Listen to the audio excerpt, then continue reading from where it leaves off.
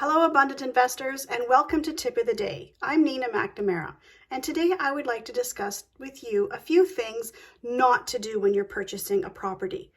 Now, when we first get started, we're so excited and we just have to make that first purchase. And then in doing so, sometimes we overlook a few things. So what we want to do today is discuss things not to do when you're buying a property.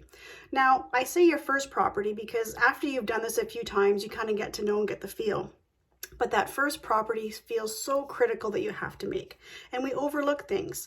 So one of the things we want to do is make sure we don't get emotionally involved. What we want to do is make sure the numbers work. If the numbers work, then proceed.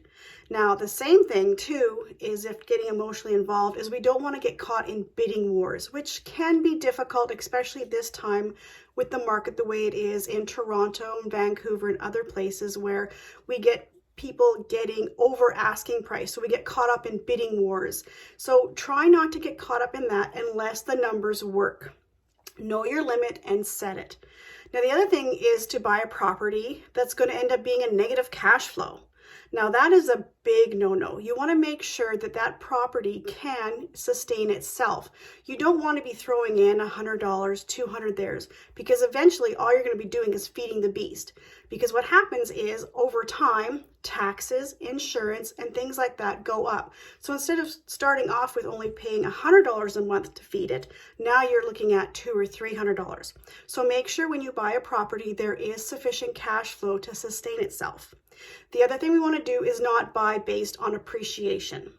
Now, the reason for that is many reasons, but one of it is we can't control appreciation unless it's a forced appreciation based on doing a flip or a rehab type situation. But if we buy a property and then just hope and pray that it appreciates and that's how we're going to make our money, you don't want to get caught in a situation like that. And one of the biggest things I think everyone needs to make sure they know is have a clear exit strategy when you're going in to purchase your property, because it's going to look and reflect to where you're buying, what type of property as to the exit strategy you're going to put into place. We're going to talk about exit strategies another day, but I just wanted to pass on along to you a few things not to do and to get caught up in that initial buy rush. So hope you enjoyed the tip of the day and have an abundant day. Take care.